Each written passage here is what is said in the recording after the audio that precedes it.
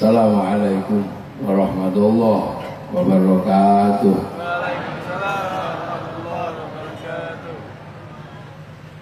Bismillahirrahmanirrahim. Bismillahirrahmanirrahim. Wassalatu wassalamu ala Rasulillah Sayyidina Muhammad ibn Abdillah wa ala alihi wa ashabihi wa azwajihi wa dhurriyyatihi wa ahli baitihi wa tabi'ahum bi ihsan ila yaumil qiyamah. Para baik, para ulama, para kiai yang kita cintai, alhamdulillah Bapak Habib Lutfi sudah rawuh. Nanti kita tunggu fatwa-fatwa beliau. Saya menghantarkan saja sampai nanti beliau istirahatnya sudah agak lama lah baru saya berhenti.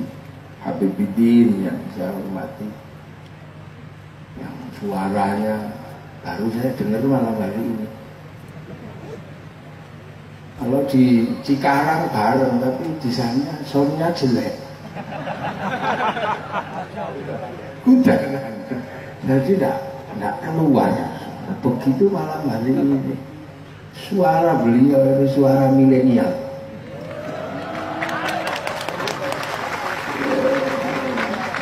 Saya merinding terakhir tadi bisa gitu. Itu suara zaman now.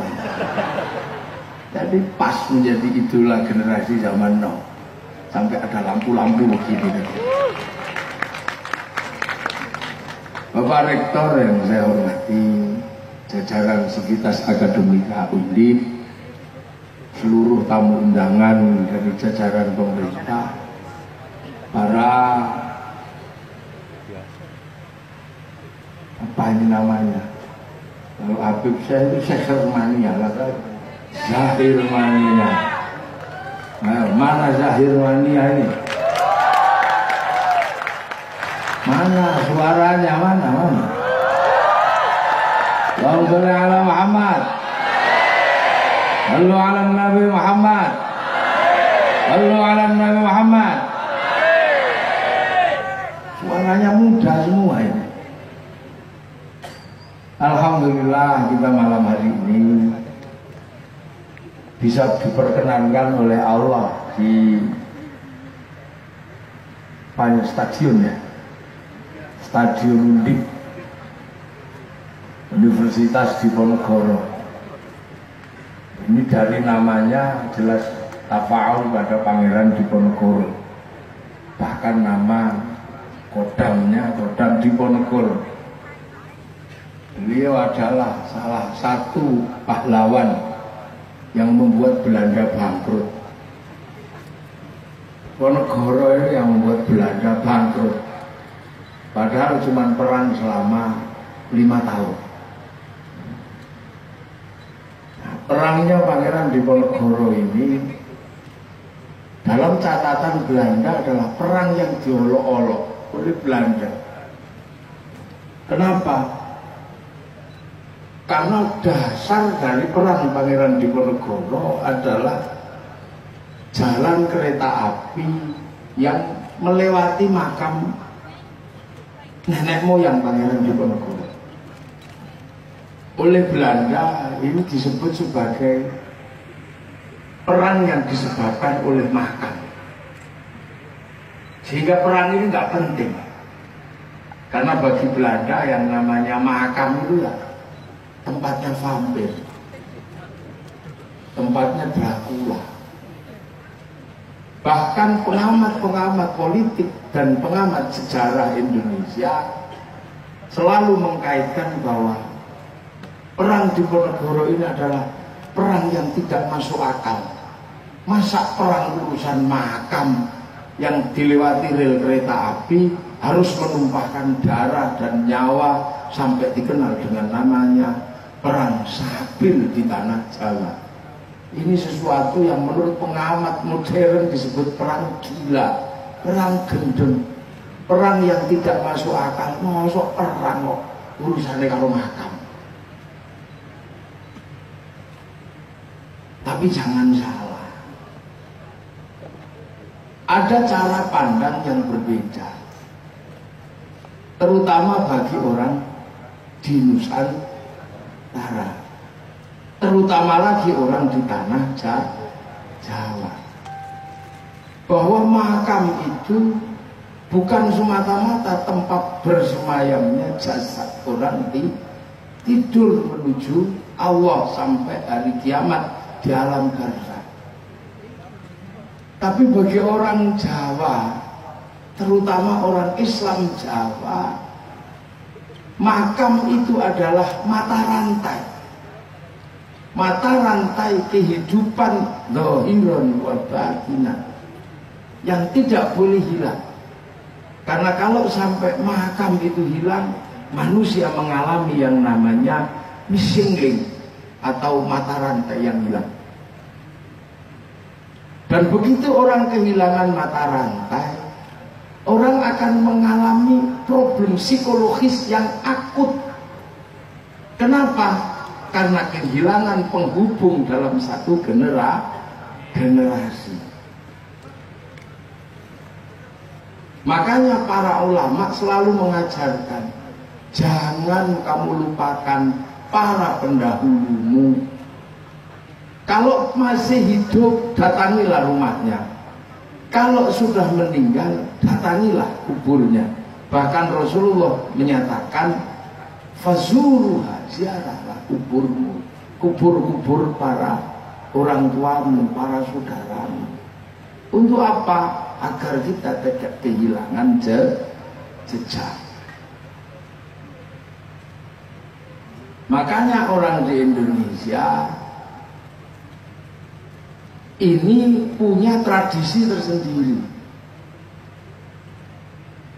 Kalau di dalam Islam diajarkan, walladzina ja'u min ba'dihim yaquluna rabbana ighfir lana wa li ikhwanina alladzina sabaquna bil iman. Jadi orang yang datang belakang ini mendoakan yang berangkat lebih dulu yang membawa iman. Makanya Islam kemudian mengajarkan mendoakan orang mati dan mendoakan ziarah kubur. Nah itu Islam. Nah apakah orang Nusantara atau orang Jawa terutama ini juga mengajarkan hal yang sama? Ternyata orang di Nusantara, di Jawa ini mengajarkan hal yang sama. Menghormati para orang tua, cuman sebutannya beda. Kalau dalam bahasa Islam, bahasa Arab, orang tua disebut syaikhun, syuyukh. Kalau sudah ubannya banyak, syaiban. Banyak syaiban. Cuman orang di sini dulu menyebut para sesepuhnya itu danghyang. Danghyang. Nah, danghyang itu buntutnya sekarang orang tua dipanggil eyang. Eyang. Atau kalau tidak meleset jadi danyang. Danyang ini sebutan untuk orang tua. Maka ada namanya danghyang Logawi, danghyang Purusoro. Nah, para danghyang ini selalu menjadi referensi kalau dulu. Kenapa? Belum ada perpustakaan, belum ada Google, tidak ada Syekhul Googli. Maka para sesepuh, para danghyang ini jadi rujukan dalam hal apapun. Nah, maka para cucu ini selalu bertanya kepada para danghyang dalam hal apapun. Nah, apa yang dikatakan oleh para sesepuh ini yang kemudian harus dipegang betul. Nah, inilah yang kemudian dikenal dengan istilah apa?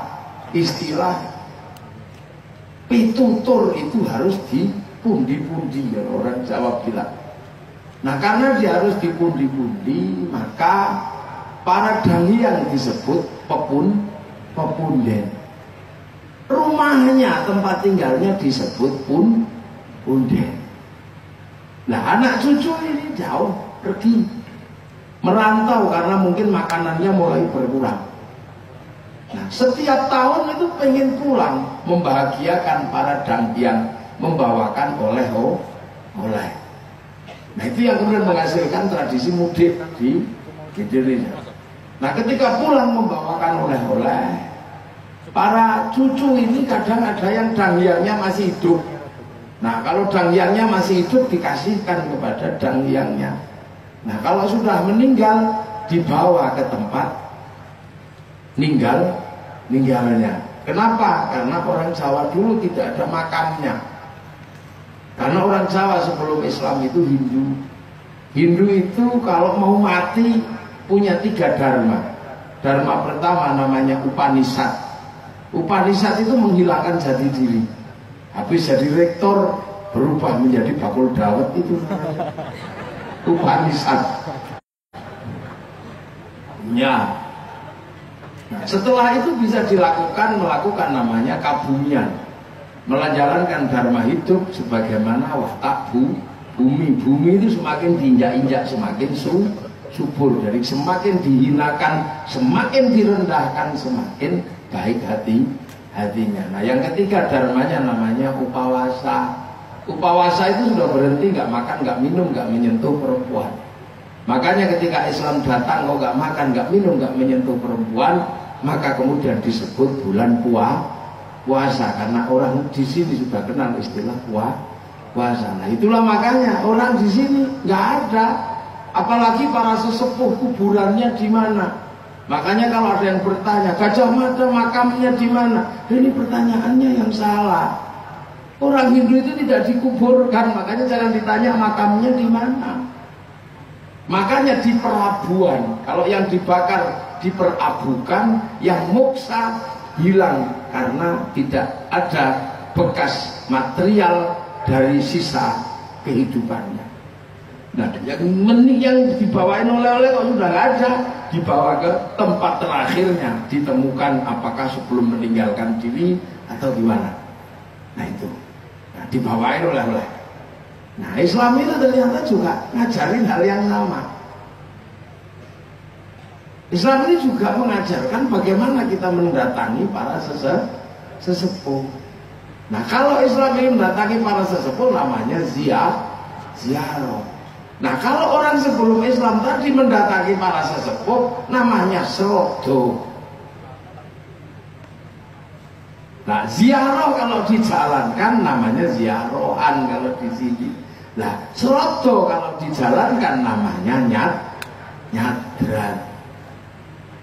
Ini kan bahasa. Nah karena kemudian Islam ini juga mengajarkan hal yang sama. Kalau orang sebelum Islam nyadran ini membawa makanan cuma dibawa ke petilasannya. Nah Islam juga kalau ada orang mati suruh bawakan makanan, bawakan makanan sebanyak-banyaknya kalau ada orang mati. Namanya sodako. Makanya tidak diberikan di kuburan, tapi dimakan sendiri biar jadi sodako. Loh itu makanya kemudian bertemu istilah sodakoan dengan nyadran. Maka kemudian ada istilah baru namanya dekahan. Nah ketika makanan datang, biasanya kalau di Islam para kiai selalu berdoa Allahumma barik lana. Nah, dikit-dikit Allahumma barik, dikit-dikit kalau ada makanan datang Allahumma barik, maka makanan datang ada yang menyebut dengan nama barian. Nah pertemuan inilah yang kemudian menyebabkan menjadi sangat penting bagi orang Nusantara punya tempat di mana inilah mata rantai penghubung dia kepada yang setelahnya. Dalam bahasa Al-Quran ada siratal mustaqim, ada siratal ladzina an'amta alaihim. Nah, kuburan-kuburan ini bagi seorang ahli tasawuf, betulan Pangeran Diponegoro ini adalah orang toreko. Ini menjadi penting. Karena orang dengan kehilangan peninggalan dari masa lalu, dia akan kehilangan. Ada satu yang hilang. Nah ini kalau dalam bahasa agama disebut sanad. Begitu sanadnya hilang, orang mesti masalah. Loh, makanya kan kalau kemudian kita di dalam tradisi santri diajarkan khol. Nah, ini makamnya nggak ada, bekasnya nggak ada. Nah, khol ini piye? Maka disitulah kemudian Pangeran Diponegoro melawan. Dan dilalah perlawanan ini kemudian menyebar seiring dengan apa? Seiring dengan penindasan Belanda. Dan akhirnya selama 5 tahun, tahun 1830 Belanda mulai bangkrut. Nah, kebangkrutan Belanda ini kemudian membuat Belanda berpikir 1000 kali untuk kembali menjajah tanah Nusantara. Berpikir 1000 kali. Karena bangkrut 20 ribuan gulden apa berapa gitu. 200.000 tentara, 20.000 tentara Belanda habis. 20 juta gulden kalau tidak salah habis di Nusantara untuk menghadapi itu kalau tidak salah. Nah, akhirnya anggota Volksraad Belanda waktu itu namanya Van de Venter mengusulkan agar sistem penjajahan di Nusantara dirubah, tidak lagi menggunakan kekerasan tapi menggunakan cara pengetahuan. Maka kemudian Van de Venter mengusulkan kepada Ratu Wilhelmina Belanda agar orang di Nusantara boleh sekolah. Nah, itu yang kemudian dikenal dengan nama politik etis. Politik etis inilah yang kemudian menyebabkan anak-anak Indonesia bisa sekolah. Mulai dikenal dengan istilah Budi Utomo sana. Nah, kebetulan waktu anak-anak Indonesia ini sekolah di Belanda, Belanda memasukkan sebuah kurikulum tentang nation state atau negara bangsa. Nah, buku yang diajarkan di situ berjudul What is the Nation? Apa arti sebuah bangsa? Yang nulis namanya adalah Ernest Renan, nulis buku What is the Nation, dan itu dibaca oleh murid-murid dari Indonesia. Dari situ melahirkan anak-anak yang belajar di Belanda berpikir bagaimana merdeka. Disekolahkan di Belanda dan Belanda gak membayangkan bahwa anak-anak yang sekolah di Belanda ketika pulang bercita-cita memerdekakan bangsa. Nah, itulah awalnya kemudian kita berbicara bangsa.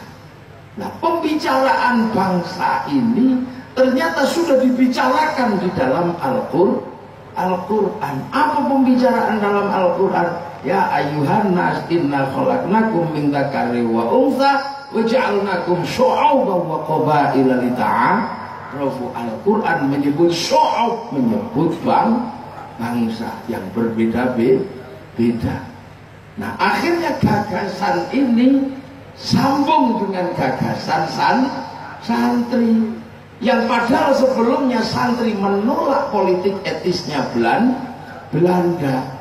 Santri tidak mau ikut pendidikan Belanda karena bagi santri siapa yang menyerupai Belanda bagian dari Belanda. Maka santri buat slogan besar, man tashabbaha biqaumin fahuwa minhum. Siapa yang menyerupai Belanda maka dia sama dengan Belanda.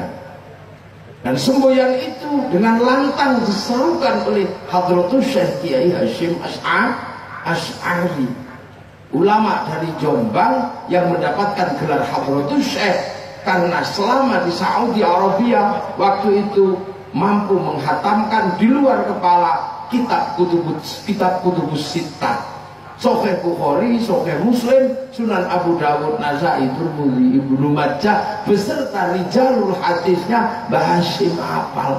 Satu-satunya ulama di Nusantara yang waktu itu hafal selain ulama perempuan dari Palembang yang namanya Syekhah Fatimah Al-Falimbani, yang kemudian dengan gagasan besarnya melawan politik etis.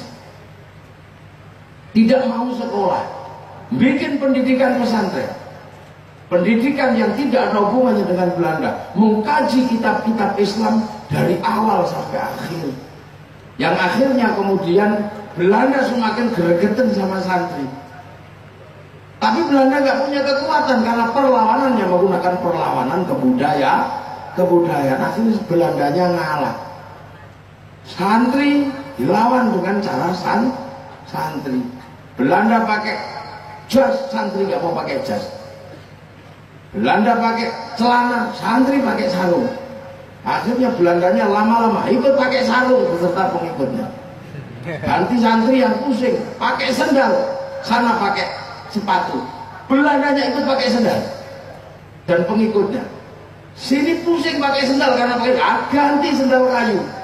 Sana ngikut pakai sendal kayu, santri ikut pakai sendal kayu, pentolnya satu. Namanya bakia. Kalian yang muda-muda harus tahu ini. Tak dongeng ini untuk anak-anak generasi milenial yang dibesarkan oleh Doraemon.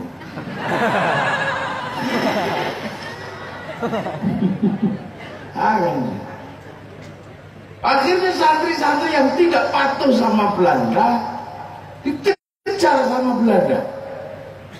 Dikejar sama Belanda. Bahkan pondok pesantren Tebuireng waktu itu disuruh membayar pajak dengan uang gulden.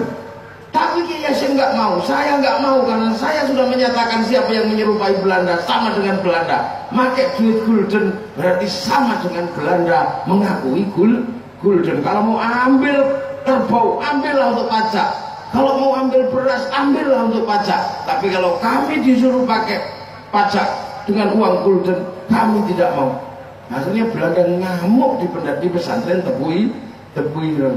Tapi besoknya Belanda minta maaf. Kenapa? Karena cerobong pabrik gula cukir berubah jadi angka 8. Meluntir gini. Cerobong yang terbuat dari bata merah bisa meluntir menjadi huruf 8. Akhirnya Belanda datang minta maaf, habis itu lurus lagi cerobong. Nah, itu yang mengerjakan itu siapa? Namanya Barositi. Barositi itu kakaknya, adiknya Mbak Nafiqah. Mbak Nafiqah itu istrinya Mbak Hasyim Mas Ahli. Akhirnya bikin satu gerakan, kejar-kejar sama Belanda. Akhirnya santri sampai ke desa. Makanya kalau hari ini para santri sebagian besar ada di desa, kami tidak malu menjadi orang desa sebagai santri. Karena itu adalah resiko kami waktu itu mempertahankan akidah Ahlussunnah wal Jamaah dari Belanda. Akan tetapi walaupun gagasannya ini berbeda, begitu ternyata sama-sama ngomongin bangsa. Yang sekolah di Belanda pulang ngomongin bangsa, yang sekolah jalurnya ke Arab pulang ngomongin bangsa. Akhirnya apa? 1914 orang belum apa-apa, santri menggelorakan semangat hubbul watan minal iman, dan beliau adalah Kiai Hasyim Asy'ari. Akhirnya gagasan kebangsaan ini ketemu. Yang satu belajar kebangsaan dari cara yang diajarkan oleh Eropa, yang satu belajar kebangsaan diajarkan oleh Al-Quran. Begitu ini ketemu, yang berjalur Arab sama berjalur bangsa, akhirnya dua-duanya bersepakat untuk membentuk sebuah bangsa. Dan ternyata bagi santri membicarakan bangsa bukan hal baru. Kenapa? Karena santri sampai hari ini dan sampai waktu itu berkeyakinan yang sama. Apa? Meneruskan perjuangan para wali. Nah, para wali itu siapa? Para wali adalah orang-orang yang datang membawa Islam ke tanah Nusantara. Di mana waktu itu tanah Nusantara adalah tanah yang bukan tanah sembarangan. Kalau di Yaman ada Hadramaut, ya mungkin di sini juga Hadramaut. Hadir mati kalau di sini. Kenapa? Negara terkuat di dunia namanya Majapahit. Jangan bisa bayangkan, Islam datang saat negara ini, Nusantara ini kuat-kuatnya sebagai sebuah bangsa, punya Singosari mampu menaklukkan Mongolia, di mana Mongolia adalah negara adikuasa dunia yang mampu menaklukkan Arab, mampu menaklukkan Eropa, bahkan mampu menaklukkan Cina. Datang ke Nusantara dihantam sama pasukan dari Kertanegara, ludes di tanah ini. Sekali-sekalinya Mongolia hancur di tanah ini, tanah Nusantara. Makanya sampean jangan heran, bangsa ini ketika Islam datang bangsa kuat. Dan sampai hari ini kalau sampean orang yang belajar, mahasiswa mestinya tahu bahwa bangsa ini punya sebuah kekuatan yang mungkin tidak pernah terbayangkan oleh generasi hari ini. Dari segala sisi, anak-anak muda paling suka cerita. Anak-anak sekarang paling suka cerita. Cerita apa yang tidak sama dan dimiliki oleh bangsa ini? Orang Eropa punya cerita tentang Cinderella. Orang Indonesia punya cerita tentang bawang putih, bawang merah. Orang Eropa punya cerita Romeo Juliet. Orang Indonesia punya cerita Ade-ade rumah. Orang sana punya cerita tentang Samson. Kita di Nusantara punya cerita si pahit lidah. Kita punya cerita Bantung Bondowoso.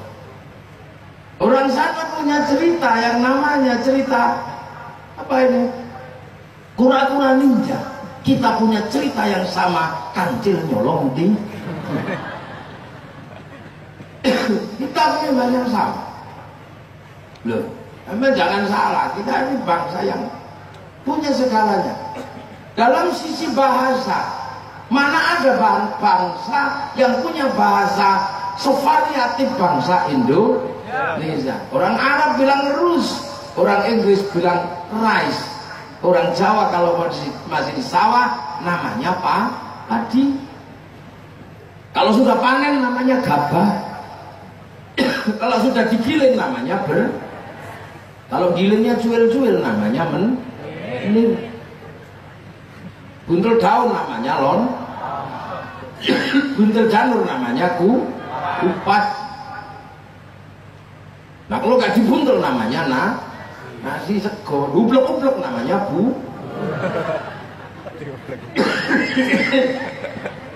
lupa ngangkat silite gonsong jenenge ayo orang kepangan garing namanya sana cuma rice terus gitu beb.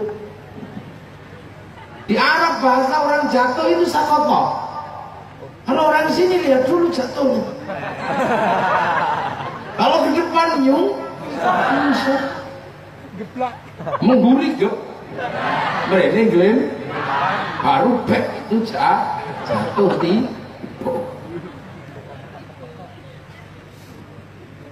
Di Arab ada naum, di Inggris ada sleep. Di sini ono nendro, sare, tilem, kekasih kita bubuk. Bubuk orang biasa turu, copet, mijet. Tak punya yang ini. Dari segala hal. Sana punya piramid, sini punya Borobudur. Lengkap. Sekarang kalau dilihat dari sisi persenjataan, bangsa yang hari ini paling kuat adalah bangsa yang menguasai logam. Bangsa yang menguasai logam terbaik hari ini bisa diklasifikasi dalam beberapa negara. Ada Jerman, ada Amerika, ada Jepang. Tapi sampai hari ini seluruh dunia tidak ada yang bisa memecahkan rumus keris dari Indonesia. Kenapa? Karena inti keris itu adalah logam bintang yang meleleh di suhu 15.000 derajat. Sementara perusahaan logam dunia hari ini hanya mampu mengangkat suhu sampai di 7.000 karena reaktornya tidak sanggup mengangkat di atas 7.000. Nah terus api apa?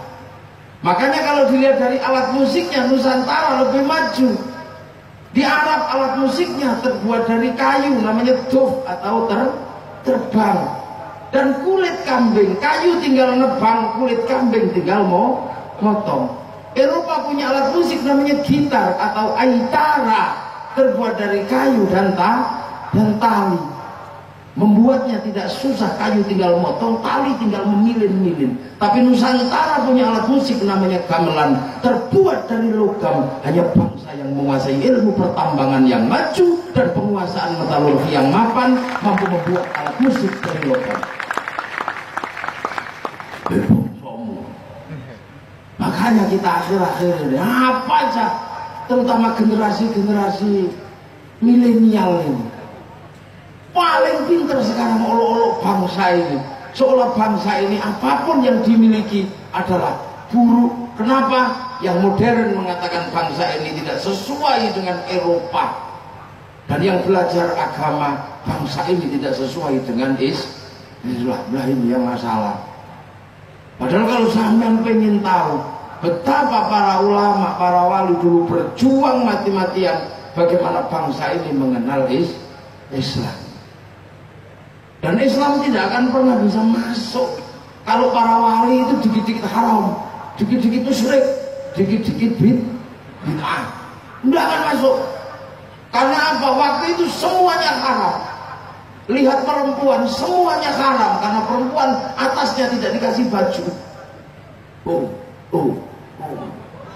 Kalau dikit-dikit haram, mau jadi orang yang makanannya masih haram.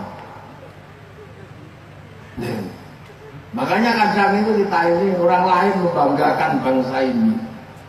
Gus Dur sakit, stroke 8 kali, gak mati.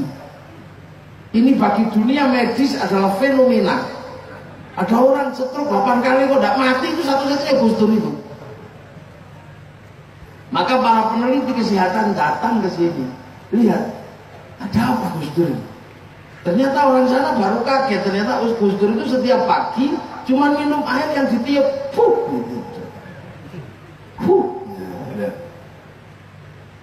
Nah orang sana bilang itu air diapakan? Nah itulah cara santri memberikan pengobatan pada kiainya. Cukup tiup, Yang ditiupkan apa? Doa kesehatan. Masa doa kesehatan bisa dititipkan di air? Bisa. Jangankan doa, sampean bikin kaset dititipi suara aja bisa kok. Loh, kaset itu dititipi suara bisa, rekamlah suara. Wah kaki nanti keluar dia. Wah kaki. Gila ya. Dan yang ngajarkan seperti itu siapa? Rasulullah. Para sahabat itu paling senang membawa makanan kepada Rasulullah untuk didoakan. Nanti Rasulullah berdoa, Allahumma barik lana fi ma razaqtana wa qina adzabannar. Habis itu dimakan lagi sama sahabat. Kenapa? Karena doa Rasulullah akan tersimpan di dalam makanan. Nah itu namanya doa barokah. Maka makanan yang dikasih doa barokah namanya berkat. Orang sekarang tidak percaya. Apa itu kan masakannya sendiri, cuma didoakan aja kok tiba-tiba jadi barokah. Le, kamu nggak ngerti. Barangnya sih sama, tapi setelah didoakan nilainya berubah. Contohnya apa ada? Ada. Apa? Laki-laki dan perempuan. Jalanlah kalian berdua ke KUA. Di dalam KUA cukup didoakan apa? Barokallahu laka setelah angkahtuka wa zawwajtuka. Setelah itu keluar dari KUA, barangnya masih sama enggak? Ya masih. Celananya sama. Tai lalatnya sama. Tapi setelah dari KUA nilainya berubah menjadi suami istri. Sebelumnya megang berdosa, setelah keluar karena nilainya berubah jilid ganja. Nah ya. Lo itu nyawa bokongnya paha. Lo ini sampai melotrono katoke paha. Lo itu barangnya masih sama, nilainya berubah. Lo itu makanya sampean kalau ada maulid gini jangan begitu. bawa makanan kalau maulid. Makanya nenek-nenek moyang kita dulu setiap ada maulid yang didulukan membawakan makanan, taruh di sini. Maka besok undip ini kalau bisa tengah-tengahnya ini kasih makanan yang enak-enak. Lu kasih makanan yang enak-enak. Makanya nenek moyang kita, sahabat dulu kalau ada maulid yang didulukan apa? Makanan, taruh di tengah-tengah itu. Bacakan maulid, makanan akan menyerap doa. Begitu makanan yang menyerap doa barokah, kita makan jadi daging barokah. Daging barokah walaupun satu suir nanti masuk surga. Sebagaimana daging yang dari barang haram, kalaupun jadi daging masuknya daging neraka. Makanya kalau tahu ada maulid, dahulukan makanan, taruh di sini, itu enggak? Itu baru benar. Nanti kita kasih doa nanti makan sama ini. Nah, daging barokah itu paling susah dihilangkan oleh iblis. Kalau menghilangkan doa zikir lewat mulut mudah. Iblis jengkel, hilangkan zikirnya. Langsung itu didatangkan. Ada cowok sama cewek naik motor jengking gitu. Itu mulut itu, wow, hilang pahalanya. Tapi kalau berbentuk makanan kemudian masuk di dalam daging, ini susah dihilangkan oleh iblis. Makanya karena iblis ini paling susah menghilangkan daging barokah, maka banyak sekali jurkamnya iblis mengharamkan berkat. Ini ilmu milenial, Dol. Ilmu milenial. Anak-anak milenial harus mampu mencerna ini. Makanya dulu kita ini paling suka nitipin doa lewat makanan. Cinta kok ditolak, cari makanan kita doakan. Lihat kita kasih doa, ya Rahman, ya Rahim. Kasih kan, I love you. Hati-hati nih. Nah itu namanya energi. Dulu orang nggak bisa mencerna. Kalau sekarang mudah sekali, flash disk saja bisa nyimpen Quran. Flash disk itu bisa nyimpen Quran. Makanya sampean perempuan kalau punya pacar kok mau selingkuh, mau pindah ke lain hati, ambil aja minuman, doakan ya Rahman ya Rahim, ya Rahman ya Rahim, ya Rahman. Di situ bila perlu dinyanyikan, hanya dirimu yang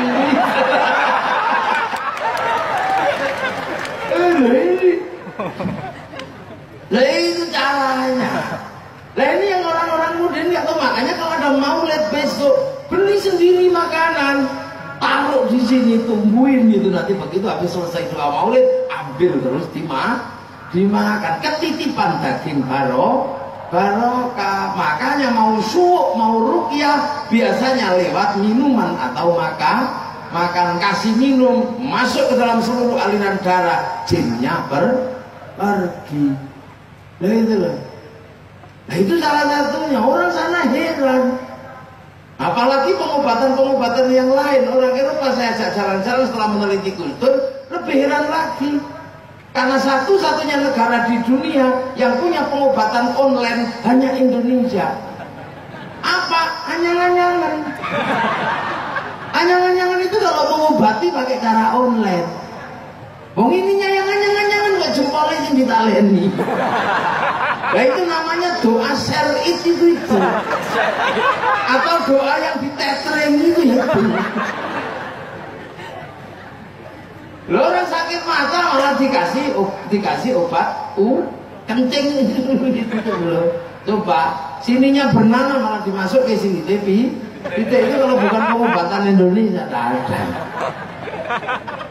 Jadi hari ini kita menempati ranking bangsa yang sedang diteliti. Ini bangsa yang sedang diteliti. Ini bangsa apa? Nah iya, itu bangsa apa? Yang paling mencengangkan sekarang adalah satu, peneliti-peneliti besar dunia sedang meneliti bangsa ini. Apa yang sedang diteliti? Keanehan dan keajaiban hanya milik Indonesia. Apa? Arab satu bangsa, Eropa satu bangsa, Indonesia puluhan bangsa. Arab satu bangsa bisa hidup tapi dipikul puluhan negara. Eropa satu bangsa bisa bertahan karena dipikul puluhan negara. Tapi kita puluhan bangsa bisa hidup dengan ditopang satu negara kesatuan Republik Indonesia. Satu-satunya. Nah kira-kira apa ini barang yang ujuk-ujuk mak bedunduk itu? Enggak. Ada yang melakukan social engineering. Ada yang melakukan rekayasa sosial. Siapa? Para pendiri bangsa Indonesia. Nah, yang mendirikan bangsa Indonesia ini siapa? Ini yang sampai kadang anak-anak muda tidak ngerti. Lebih suka mengimpor ideologi yang tidak cocok dengan bangsa Indonesia. Tapi para ulama dulu jago melihat bangsa ini berbeda. Bagaimana Islam bisa dijalankan? Ini tidak mudah. Bangsa ini ada raja, ada hamba. Raja punya hak mutlak, hamba tidak punya hak apa-apa. Istri cantik diambil oleh raja, harus dikasihkan. Masyarakatnya berkasta-kasta, tidak bisa disatukan. Kasta paling tinggi namanya Brahmana. Ini adalah orang-orang yang menekuni agama. Habibuddin kalau di zaman Hindu, beliau Brahmana. Termasuk saya. Ini Brahmana itu. Nah, di bawah Brahmana ada orang yang ngurusi dunia, namanya kesatria, kastanya para raja. Di bawahnya ada kastanya pegawai negeri, kalau sekarang Wesya. Di bawah Wesya ada kastanya pekerja, tukang, petani dan sebagainya, itu Sudra. Di bawahnya ada orang hidup dengan meminta-minta, namanya Paria. Di bawahnya ada orang hidup tapi mencuri kecil-kecil, nyopet, namanya Kuca. Di bawahnya ada kasta pencuri tapi kalau ketahuan lari, namanya Mleka. Di bawahnya ada kasta mencuri tapi kalau ketahuan berani begal, namanya Candala. Kalau lahir lagi jadi tikus. Nggak bisa ini disatukan. Tapi ulama-ulama yang datang ke sini adalah para wali. Wali itu nggak sama kayak sampean. Wali itu nggak takut apapun. La khaufun 'alaihim wa lahum yahzanun. Nggak takut. Ala inna auliya Allahi la khaufun 'alaihim wa lahum yahzanun. Kenapa?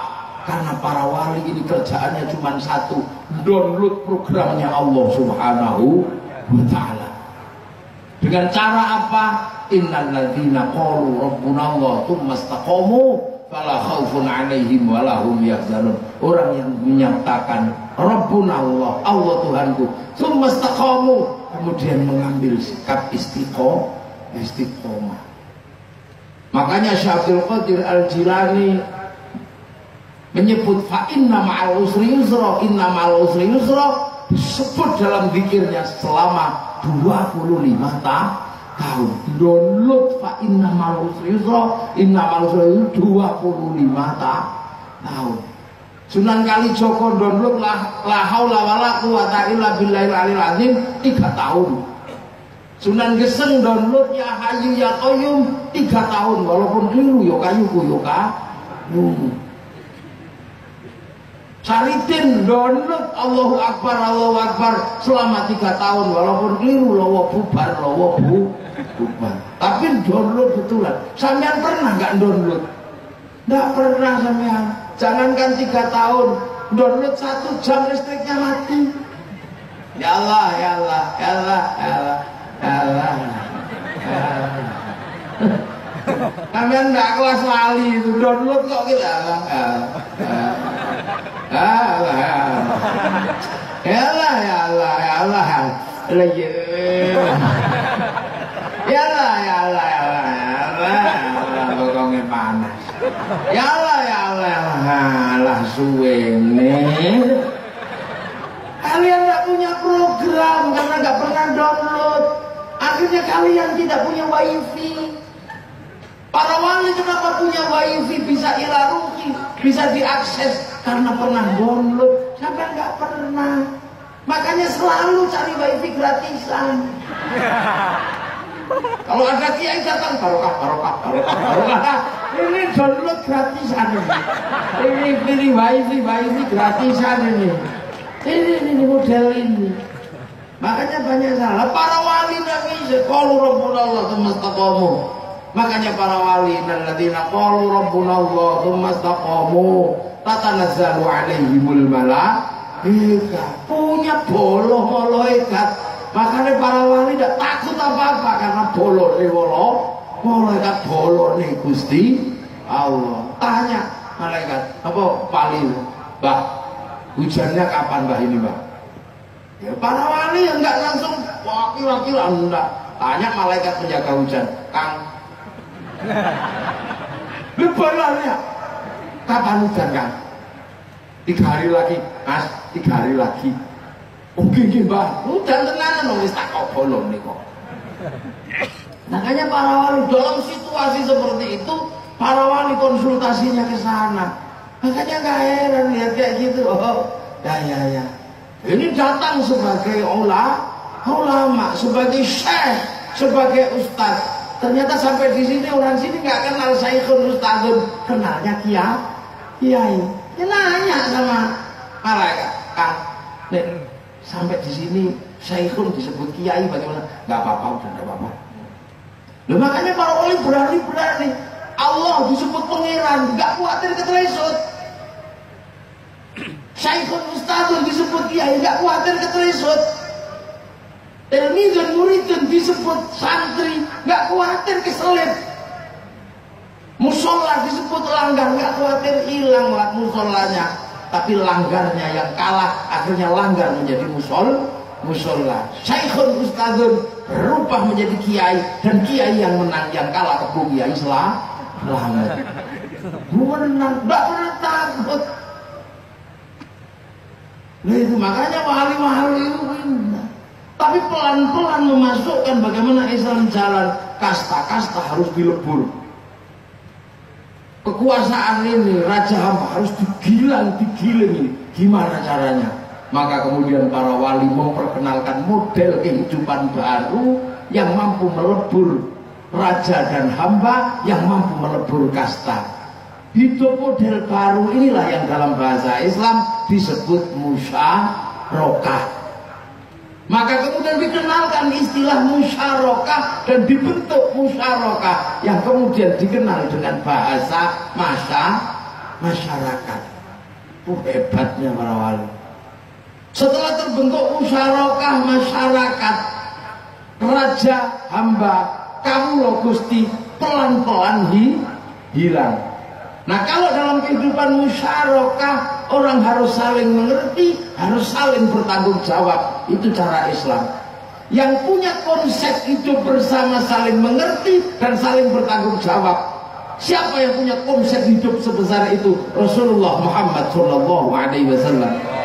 Beliau menyampaikan kullukum ra'in wa kullukum mas'ulun an ra'iyyati. Menyampaikan bahasa hidup bersama saling bertanggung jawab menggunakan bahasa ra'iyyah, yang kemudian diserap ke bahasa kita menjadi rakyat. Rakyat adalah bahasa yang disampaikan Rasulullah untuk orang yang hidup dalam musyarakah, dalam masyarakat yang saling bertanggung jawab. Kenapa menggunakan bahasa rakyat?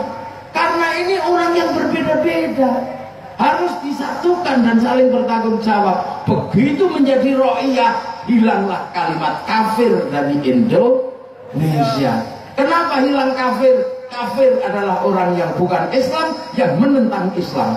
Kalau orang sudah bisa hidup bersama, namanya dhimmi. Tapi kalau orang sudah bisa saling bertanggung jawab, namanya ra'iyah atau rakyat. Makanya para ulama tidak pernah lagi menyebut kafir buat penduduk Indonesia. Makanya kiai-kiai sepuh mana sering kufar kafir tidak diperbolehkan. Kenapa? Karena seluruh penduduk Nusantara adalah ra'iyah atau rakyat, dan tidak ada kafir di Indonesia. Ini adik-adik saya yang suka pakai ngibarkan bendera hitam itu mesti ngerti nih. Yang suka gini-gini tuh. Yang sekarang benderanya bikin ribut itu. Nah, mesti ngerti. Begitu ada ra'iyah ini yang kafir. Makanya Mbak Asnawi itu terus pernah didenda 100 gulden karena menyebut tetangganya kafir. Nah, ini loh. Nah, ra'iyah yang ketemu, yang saling bertanggung jawab. Ini harus berkumpul untuk apa? Membicarakan nasibnya secara bersama-sama.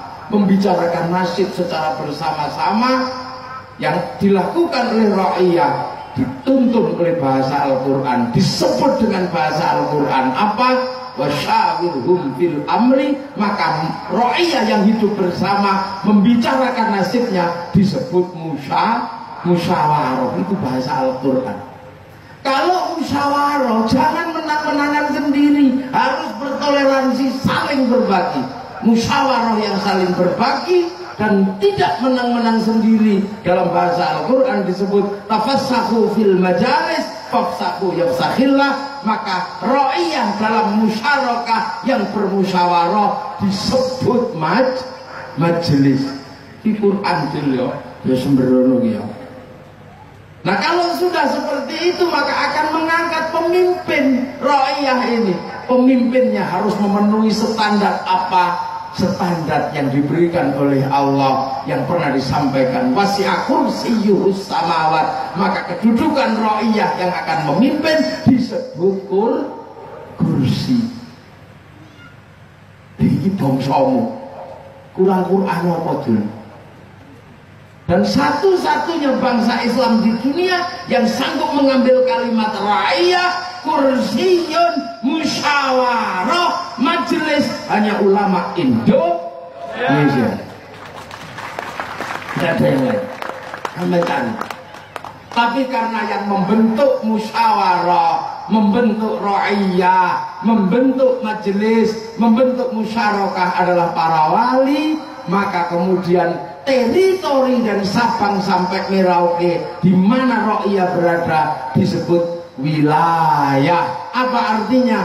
Wilayah adalah daerahnya para wali. Dengan harapan apa? Ra'iyahnya la khaufun 'alaihim wa lahum yahzanun. Ayo. Dan bahasa ra'iyah, bahasa majelis, bahasa musyawarah, bahasa musyarakah, bahasa wilayah bukan bahasa obrolan, tapi ini adalah bahasa Undang-Undang Dasar Negara Republik Indonesia.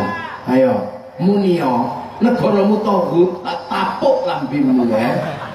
Mana ada negara dengan struktur seperti ini kalau bukan negara Indonesia? Maka kalau kalian cari di mana negara Islam di dunia yang sanggup menerapkan struktur keislaman sesuai perintah Quran dan Rasulullah, adanya di Indonesia. Ayo, menio. Oh, apa? Tahu? Nah, ini apa wis aku? Anda nitip mau Dele. Suwi meneh tadi. Janjiane ngoten niku njen. Kula dereng terus aku. Jadi anak-anak muda kadang tidak mengerti ini. Tiba-tiba mengimpor ideologi yang tidak cocok untuk bangsa Indonesia. Tapi para ulama mampu menerapkan keislaman. Makanya jangan salah. Kita punya sikap-sikap kebangsaan. Dan sikap-sikap kebangsaan itu hari ini tercermin di Indonesia. Tercermin itu semua. Sampai tidak usah marah kalau kemudian pemerintah melarang salah satu organisasi, salah satu termasuk Hizbut Tahrir dilarang. Di negara manapun Hizbut Tahrir itu dilarang. Bendera Hizbut Tahrir dikibarkan di Saudi, ditembak sama orang Saudi, dikibarkan di Mesir, ditembak sama orang Mesir, kibarkan di Filistin, dilarang oleh orang Filistina. Maka anak-anak muda mari kita belajar secara seksama bagaimana membentuk sebuah bangsa yang berbeda-beda. Mari kita belajar sejenak saja pada negara tangga kita, pada Malaysia. Malaysia punya cara yang unik untuk mengajarkan kebangsaan pada generasi muda. Dibikinkan film Upin Ipin. Masa depan Malaysia tergantung si Upin dan si Ipin. Maka dari sekarang si Upin dan si Ipin mulai diajarkan bagaimana dia menjadi sebuah bangsa. Malaysia tidak akan pernah lepas dengan ras yang namanya Cina. Maka dari kecil si Upin dan si Ipin harus tahu ada ras Cina di Malaysia. Maka si Upin dan si Ipin dikenalkan dengan tokoh namanya Mei Mei. Malaysia gak akan pernah lepas dengan sebuah bangsa yang namanya bangsa India. Ras India cukup kuat di Malaysia, maka dikenalkan si Upin dan si Ipin dengan tokoh muda namanya Jarjit. Dan Malaysia gak akan pernah lepas dengan ras Indonesia. Dari kecil dia dikenalkan dengan tokoh namanya Susanti. Nah, ini sampean yang muda-muda ya nak ya, tak sebut nak cilik-cilik. Kalian tahu betapa sakitnya ketika Amerika gagal di Vietnam. Tapi itu tidak boleh menjadi sakit hati buat seluruh warga Amerika. Maka Amerika membuat obat, membuat film yang namanya Rainbow 1 sampai 5. Kegagalan menangani terorisme di Timur Tengah dengan Irak, dia bikinkan film Hot Shot. Kegagalan dengan terorisme Osama bin Laden, bikinkan film 12 Strong. Oh, tahu dulu biskup itu. Amerika tidak boleh malu ketika penduduknya tidak punya spiritualitas. Dan dipastikan Amerika anak-anak mudanya akan mengambil spiritualitas dari Cina. Biar bangsanya tidak malu, anak-anak Amerika buatkan film American Kung Fu, American Shaolin. Dan ketika mengambil spiritual dari Cina, dari Jepang, agar bangsanya tidak malu, bikinkan American Ninja, American Samurai. Bahkan film samurai terakhir tokohnya dari Amerika namanya Tom Cruise, judul filmnya The Last Samurai. Dan bagi bangsa Jepang agar bangsanya tidak malu, ketika apa? Terjadi pembantaian di Jepang oleh restorasi Meiji terhadap rezim Tokugawa, agar tidak mengulang saling bantai, maka anak-anak muda dikenalkan dengan sebuah cerita yang sangat sederhana yang dikasih judul Samurai X dengan tokohnya Rory Kenshin. Ini kiai milenial ini. Gak enak apa ini, apa milenial loh kita. Loh lah ini bangsa. Nah itu makanya kemudian kita hari ini diingatkan kembali bahwa bangsa ini punya perjalanan yang sangat panjang. Nah kita pun sebenarnya juga punya perjalanan yang sangat panjang.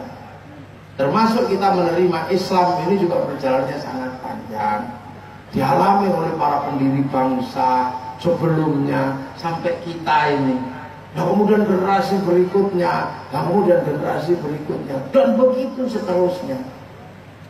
Sampailah kita pada hari ini, walaupun jarak kita jauh dengan Rasulullah misalnya, kita tetap dikenalkan kepada Rasulullah dengan cara yang berbeda-beda. Ini sebenarnya adalah cara-cara kita agar kita tidak terlepas dari kehidupan kita. Contoh sholawatan kayak begini, ini kan untuk mengingatkan kita Rasulullah itu di Arab, keturunannya ada di sini. Nah itu perkenalkan. Makanya ada sholawatan yang macam-macam agar kita ini kenal. Ini ditempuh oleh para ulama. Ada yang kanjeng Nabi Muhammad lahir ing Mekah, dinane Senin ralas mulut ang gajah. Ada yang wassalamun mustamirun lakini atajannat. Enak gitu. Lalu itu ada yang ya Rasulullah salamun alaikum ya Rabbi niwan daroni adbatayyaji ya ilaju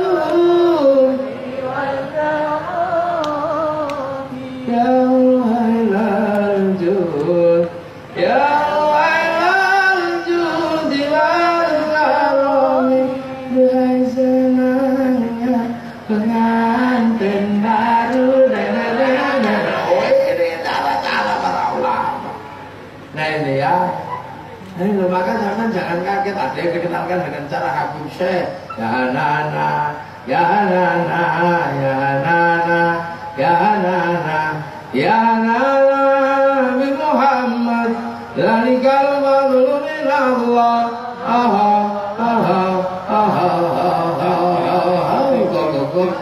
Ya, tidak bisa betul.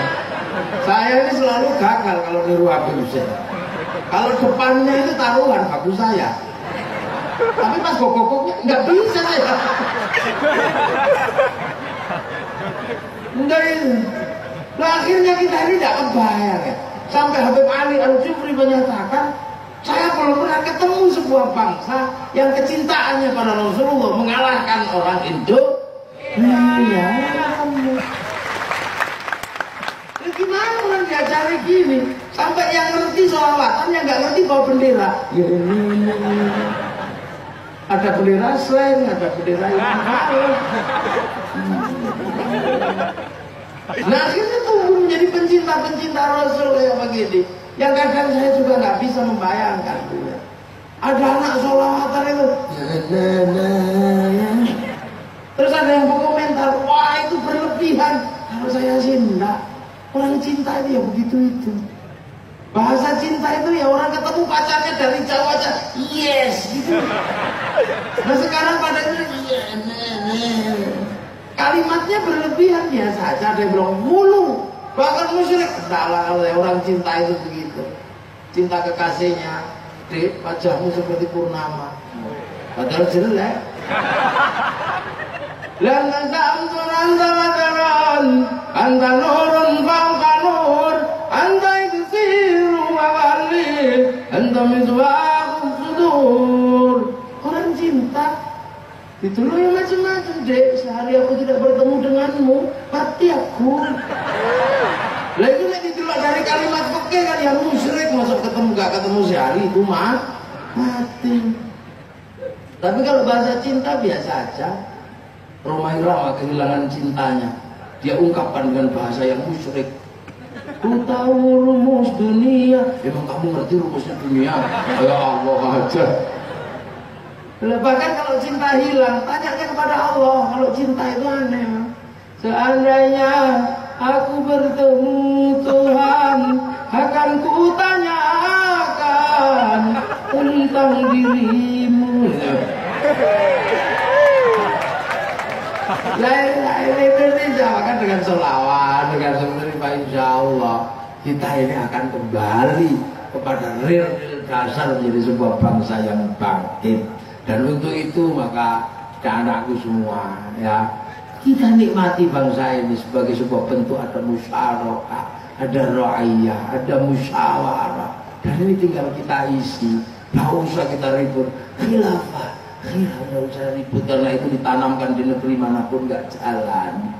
Nah kita ini punya Pancasila, kita punya Undang-Undang Dasar, kita punya Negara Kesatuan Republik Indonesia yang dibangun oleh para wali. Makanya kawasannya disebut wilayah. Semoga kita semua sampai menunggu Abah Lutfi kayaknya udah mau kesini. Mudah-mudahan kita mendapatkan ridho dari Allah Subhanahu wa Ta'ala. Selanjutnya bimbing kayaknya satu lagi pilih yang enak, yang Al-Fasulullah. Nah ini paling ya, monggo. Assalamualaikum warahmatullahi wabarakatuh.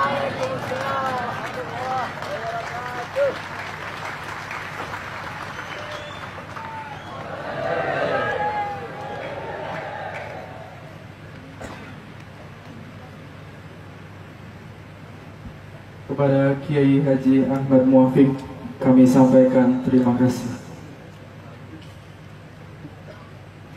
Mau'idah hasanah yang kedua akan disampaikan oleh beliau Maulana Al-Habib Lutfi bin Yahya dari Pekalongan dan dilanjutkan dengan doa penutup. Kepada beliau Al-Habib Lutfi bin Yahya dengan segala hormat kami persilahkan. Allahumma sholli ala Sayyidina Muhammad.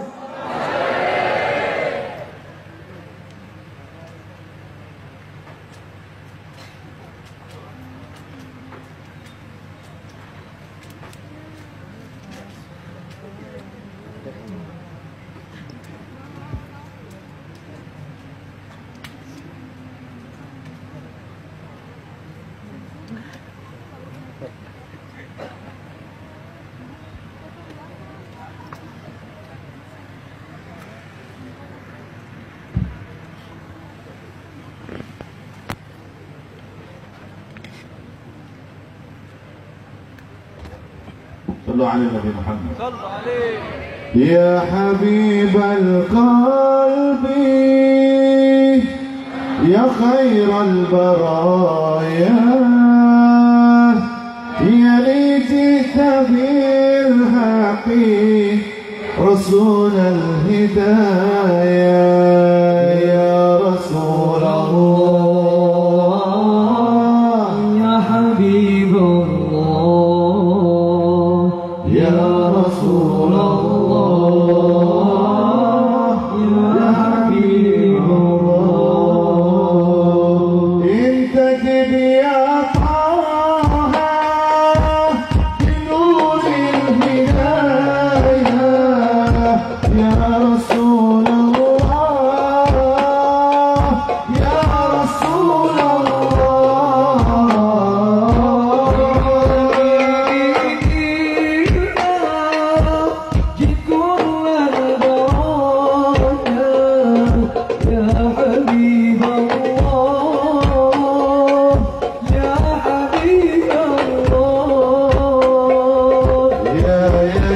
يا بشير الخير يا رسول الله يا دليل النور يا حبيب الله يا بشير الخير يا رسول الله يا دليل النور يا حبيب الله الميلاد البداية البداية يوم الولادة البداية البداية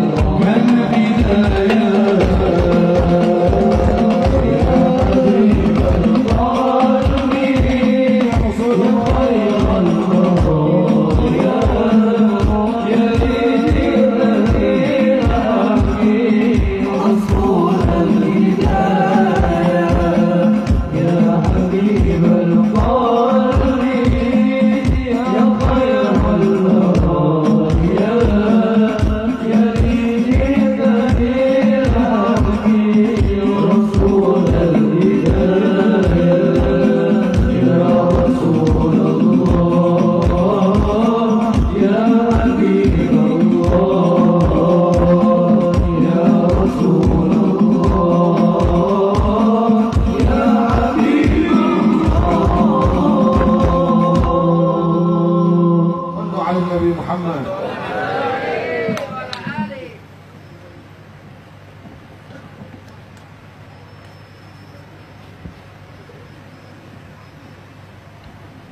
السلام عليكم ورحمة الله وبركاته.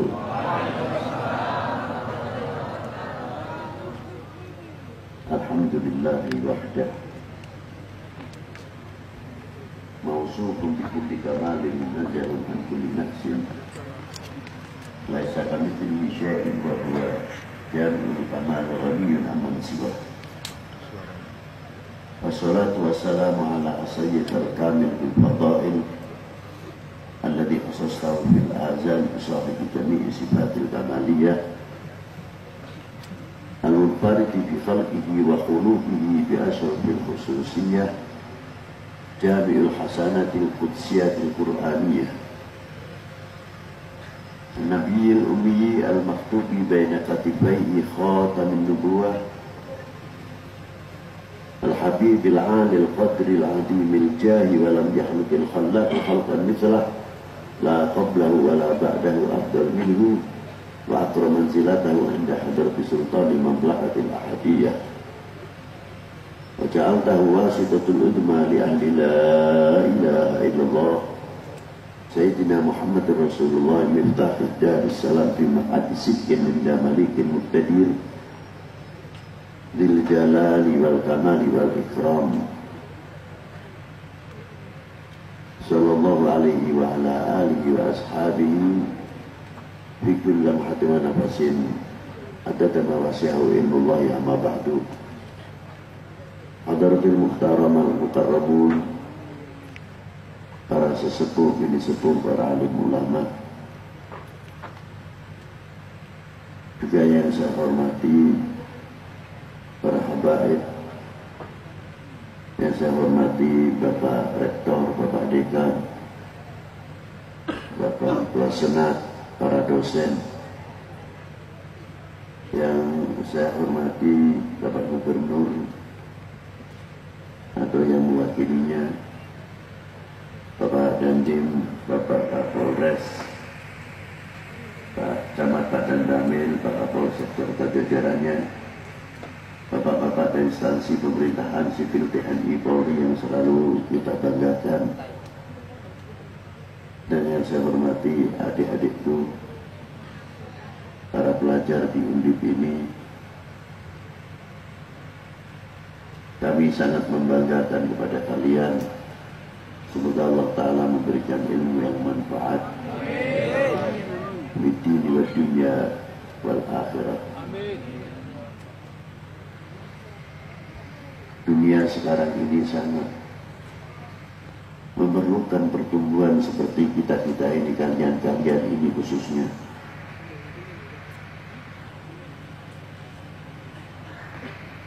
Dan paling tidak akan menjadi kebanggaan dari mulai baginda Nabi Sallallahu Alaihi Wasallam sampai sahabatnya, sampai regenerasi penerusnya, para ulama. Sebelum membanggakan orang lain, pasti akan membanggakan adalah regenerasinya. Mampukah atau tidak menjawab tantangan umat dan tantangan bangsa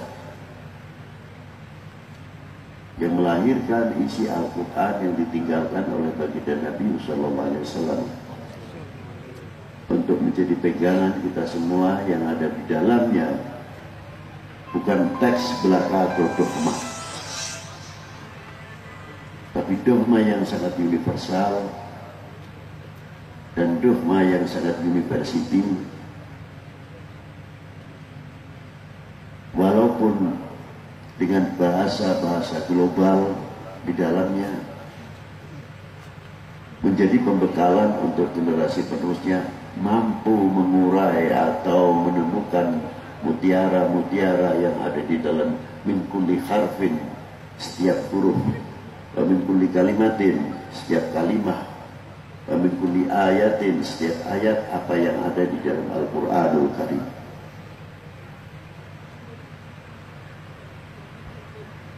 Dan di dalam Al-Quran itu sendiri sangat menjunjung tinggi nilai-nilai apa yang ada sejarah di dalam Al-Quran, sampai kepada nama-nama anbiya dijadikan nama satu surat, seperti surat Yusuf, Luqman, dan banyak lagi. Tidak sebatas itu, bahkan nama para sholihin dijadikan nama suratul Kahfi, sampai kepada wali perempuan suratul Maryam dijunjung harokat manusia itu sendiri. Bahkan sampai nama surat hayawan pun, karena mempunyai historis, seperti surat Al-Baqarah, surat Al-Ankabut. Itulah isi daripada Al-Quran, dan menceritakan di dalamnya tidak sekadar ilmu akidah atau tauhid saja, tapi menghargai bagaimana riwayat-riwayat para anbiya terdahulu, dari mulai ceritanya Nabi Allah Yusuf, ceritanya kelahiran Nabi Musa, sampai kelahiran Nabi Yahya, sampai kelahiran Nabi Isa, diterangkan maulid di dalam Al-Quran. Kita tidak usah tanya apakah maulid itu ada dalam Quran atau tidak.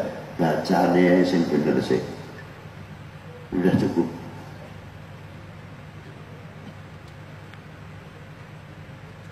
Makanya dengan Al-Quran tersebut kita tidak boleh melupakan sejarah. Mengapa baginda Nabi SAW tidak tertera dalam maulidnya? Cukup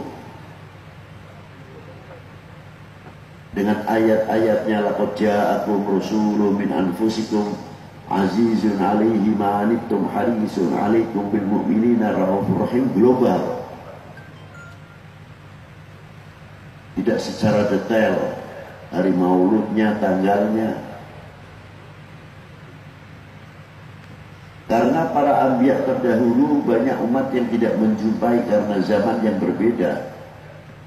Dan Nabi Isa ke Rasulullah SAW sudah 500 tahun per tahunnya. Maka perlu riwayat hidup para beliau tertera dalam Al-Quran.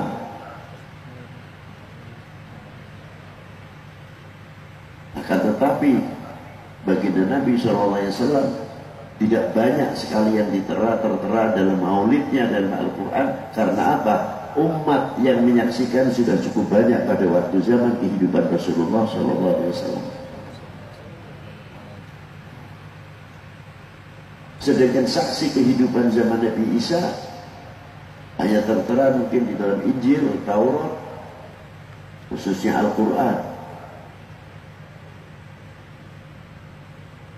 Zaman sudah lampau. Umat pada waktu itu saja yang menyaksikan kelahiran para nabi tersebut. Tapi di kemudian setelah Nabi Isa ke bawah sampai ke zaman Rasulullah, sudah tidak banyak yang menyaksikan.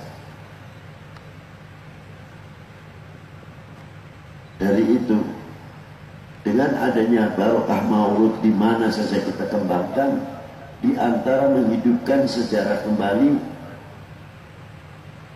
tidak cukup hanya maulid Nabi SAW, tapi juga nguri-nguri bagaimana kehidupan para sahabat sampai ke tabi'in yang hidup di negara, setiap negara masing-masing.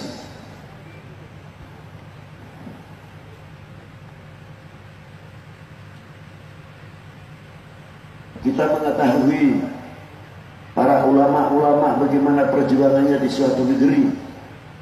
Yang jelas kultur terkadang berbeda.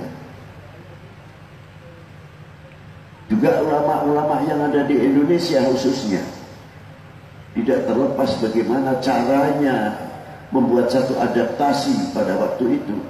Yang mayoritas di Indonesia ini pada sebelum Islam masuk sudah berkembang agama lain dan mampu membuktikan situs-situs yang sampai sekarang masih berada.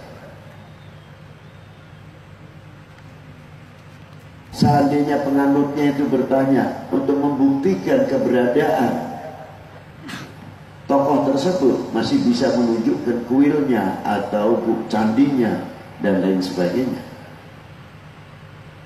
Ketika kita bertanya tentang Nabi Isa, tempat kelahiran Nabi Isa masih mewujud sampai sekarang, masih terpelihara dengan baik.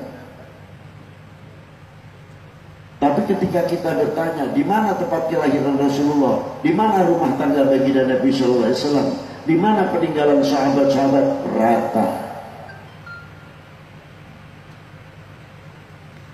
Dampak yang akan datang, apakah tidak terpikir bahwa anak-anak kita akan mengatakan karena tidak mempunyai bukti, itu cerita fiktif, dongeng. Karena apa? Tidak mampu membuktikan sejarah-sejarah tersebut. Maka dengan malam hari ini adanya sholawat, undi bersalat untuk menyambung tali silaturahmi kita kepada baginda Nabi SAW kembali, memperkuat tali silaturahmi. Karena di dalam sholawat itu sendiri sangat menjalin ukhuwah Satu contoh, Allahumma sholli ala Sayyidina Muhammad wa ala ali Sayyidina Muhammad.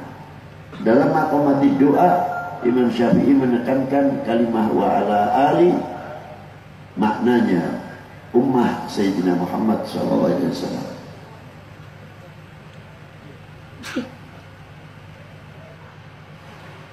Selalu kita berhubungan dengan sesama umat dengan melalui tali selawat.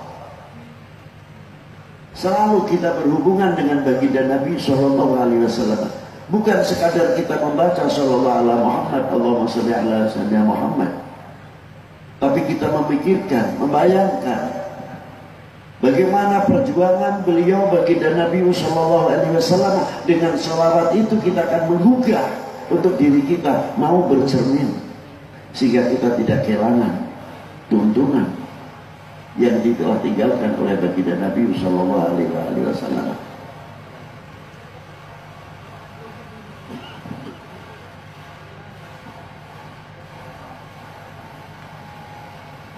Itulah diantaranya. Dan siapa yang kita bacakan salawat, apabila dia berarti Rasulullah itu masih memerlukan salawat? Tidak. Rasulullah sudah cukup sempurna mendapat rahmat dari Allah. Inna Allah wa malaikatahu yusalluna ala nabi ya ayyuhalladzina amanu sallu alaihi wa sallimu taslima. Apa rahmatnya Allah Ta'ala? Apakah Allah Ta'ala membaca Allahumma sholli ala Muhammad? Tidak. Artinya selawatnya Allah Ta'ala kepada Rasulullah adalah rahmatan makrunatan bita'dim. Itu al-makna, memberikan rahmat yang disertai mengagungkannya. Kepada siapa? Kepada baginda Nabi Sallallahu Alaihi Wasallam. Di antaranya apa? Allah Ta'ala tidak pernah memanggil kepada baginda Nabi namanya Muhammad, Ahmad saja. Kalimat itu tidak. Ya Ahmad, ya Muhammad, tidak ada. Cari dari mulai surat Al-Baqarah sampai akhir. Ada qaulul khabar yang ada. Pemberitaan. Seperti ayat Muhammad Rasulullah walladzina ma'ahu asyidda'u 'alal kuffar ruhama bainahum tarahum ruk'an sujadan yabtaguna fadlan minallahi wa ridwana. Ayat khabar. Tapi yang panggilan dari Allah Subhanahu wa taala langsung kepada baginda Nabi sallallahu alaihi wasallam dengan panggilan gelar-gelarnya. Ya ayyuhan nabi, ya ayyuhar rasul, ya mudaththir, ya muzammil, la taj'al du'a rasul bainakum ka du'a ba'dukum ba'da. Jangan kamu memanggil kekasihku ini sebagaimana engkau memanggil sesamamu. Allah Ta'ala mendahului. Allah Ta'ala memberikan contoh kepada umat Sayyidina Muhammad SAW. Ternyata rahasia panggilan itu sangat hebat sekali. Pengaruhnya luar biasa.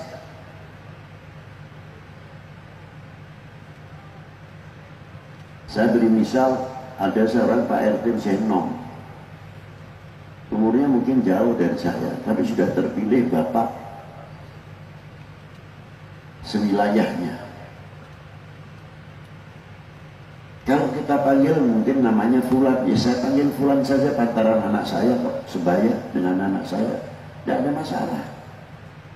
Tapi apa panggilan saya Fulan memberikan contoh kewibawaan terhadap RT RW tersebut di dalam lingkungannya? Tidak jaminan. Ketika kita memanggil beliau, walaupun umurnya jauh lebih muda, Mas RT, Pak RT, orang akan melihat, loh semuanya tua nih menghormati karo RT ini, udah merasa utile dhewe. Tidak seenaknya sendiri. Akhirnya akan berpikir, bagaimana kepada Pak RT saja begitu, bagaimana kita memanggil baginda Nabi Sallallahu Alaihi Wasallam? Umat ini akan lebih berwibawa, karena ketika memanggil kepada baginda Nabi Sallallahu Alaihi Wasallam tidak memberikan contoh, ya Muhammad, ya Ahmad, tapi ya ayuhan Nabi.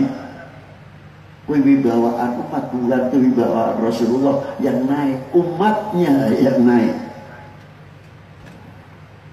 Luar biasa. Jadi kalau timbul kemerosotan bagi sebagian umat Islam, jangan salahkan. Wibawanya menurun. Karena berasal dari kita sendiri. Siapakah yang kita salawati tersebut? Dapat jaminan dari Allah.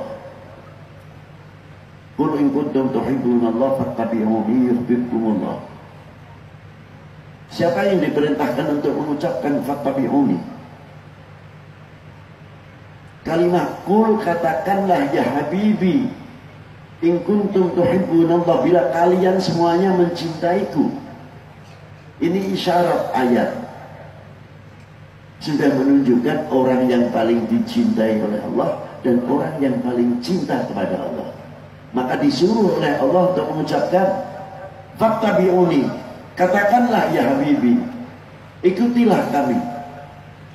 Orang yang diperintahkan untuk mengucapkan ikutilah kami dapat jaminan. Yasin wal Qur'anil Hakim, innaka laminal mursalin ala siratin mustaqim. Laqad ja'akum rasulun min anfusikum azizun 'alaihi ma 'anittum harisun 'alaikum bil mu'minina raufur rahim. Wa innaka la'ala khuluqin 'adzim. Banyak sekali ayat. Wa rafa'na laka dzikrak, menunjukkan kebesaran-kebesaran baginda Nabi sallallahu alaihi wasallam.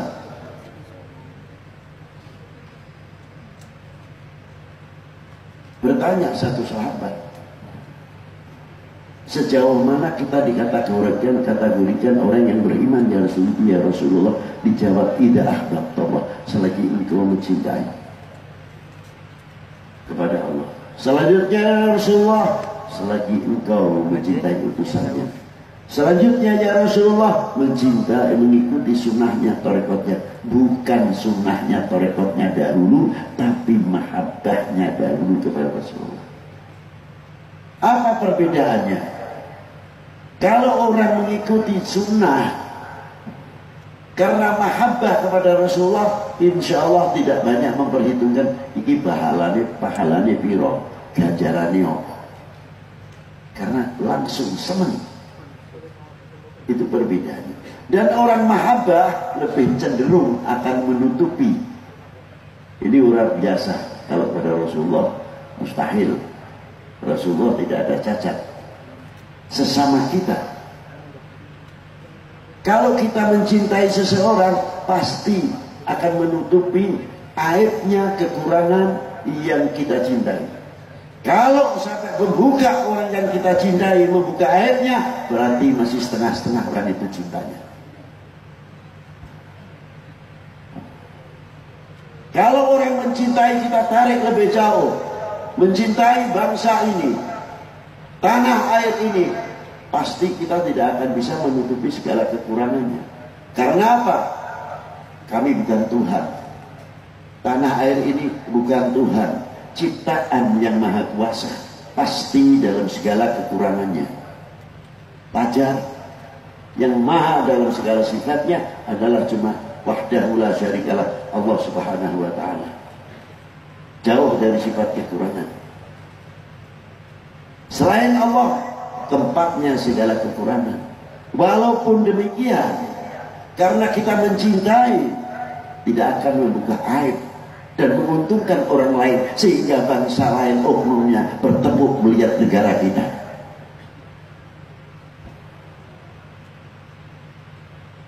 Karena mahabbah, cinta akan mampu menepis hoax. Jangan khawatir adik-adik. Nah, negara sing perang itu kalah karena strateginya pinter, jagoan, peralatannya istimewa. Lanek dewe dikalahke karo boktok wis kalah, aja maneh karo persenjataan sing kuat. Ini yang saya menjadi prihatin itu di sini.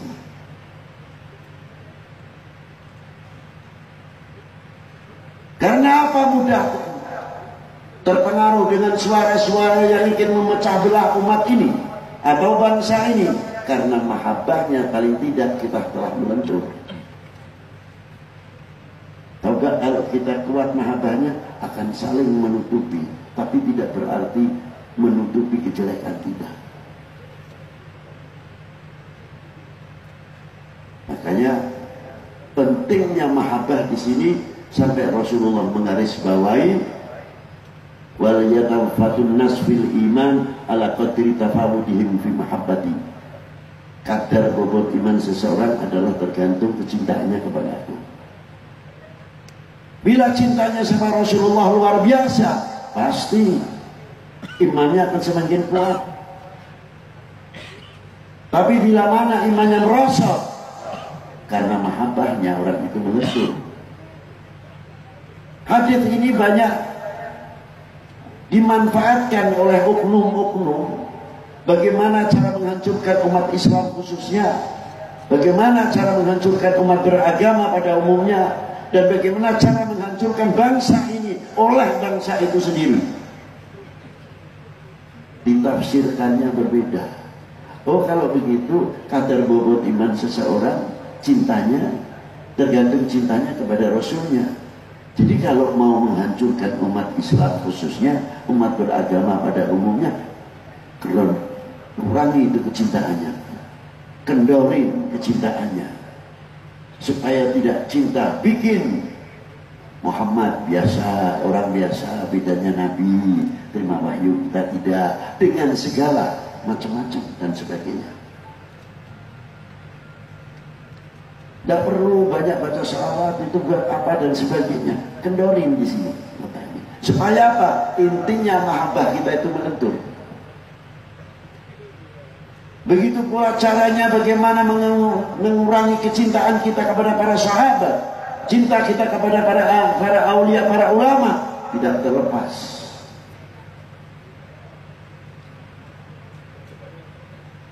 Dan begitu juga kalau mau menghancurkan negara ini, bangsa ini. Sebab kalau bangsa ini masih mencintai kepada tanah airnya, bahwa bangsa itu sangat kuat sekali. Tidak boleh, tidak bisa diongkek-ongkek. Dan bila mana bangsa itu mencintai bangsa itu sendiri, semakin kuat kefanatikannya terhadap tanah airnya.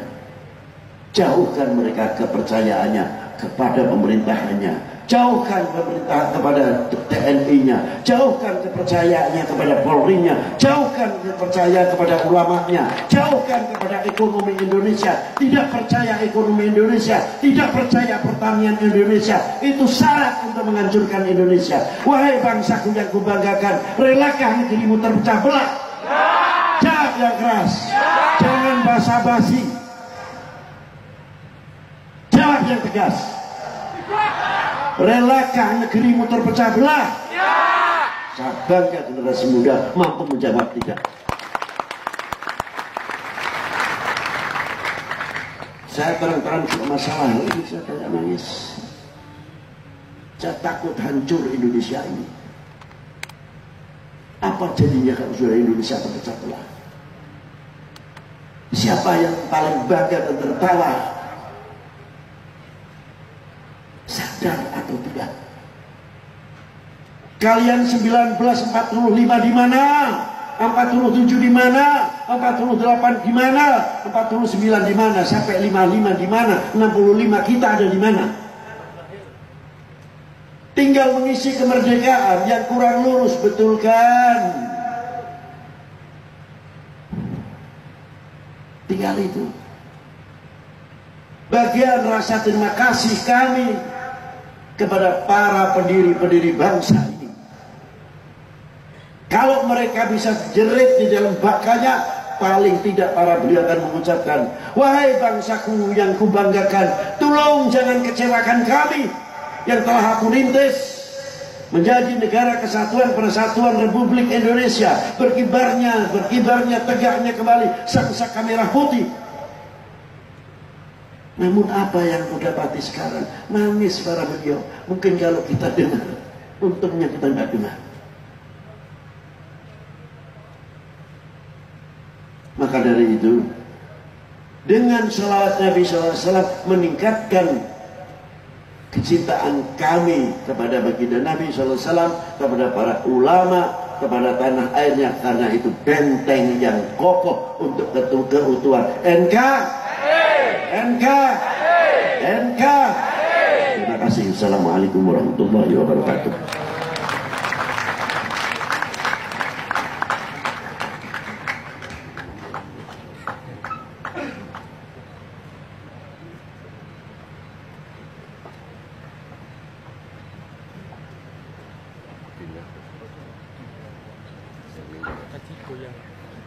Selanjutnya doa penutup yang akan dibacakan oleh beliau Al-Habib Lutfi bin Yahya. Kepada beliau kami persilahkan. Ini ada mubalik borongan ini. Kita niat baca Fatihah untuk kita semuanya, untuk bangsa ini.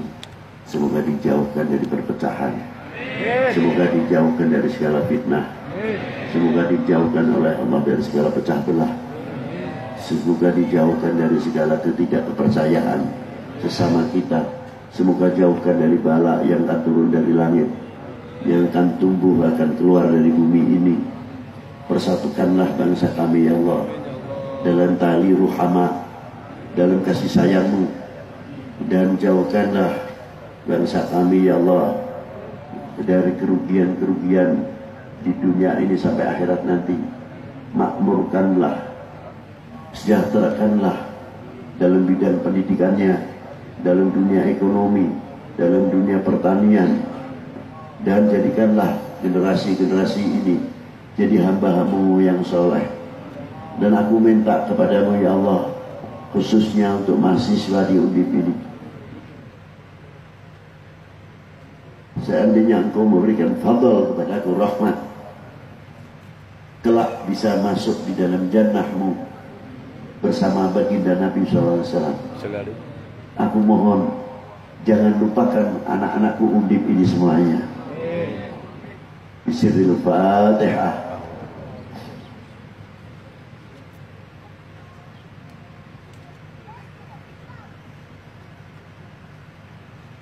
Rabbana atina fid dunya hasanah wa fil akhirati hasanah wa qina adzabannar. Wa sallallahu ala sayyidina Muhammadin wa alihi wa sahbihi wa sallam. Alhamdulillahirabbil alamin.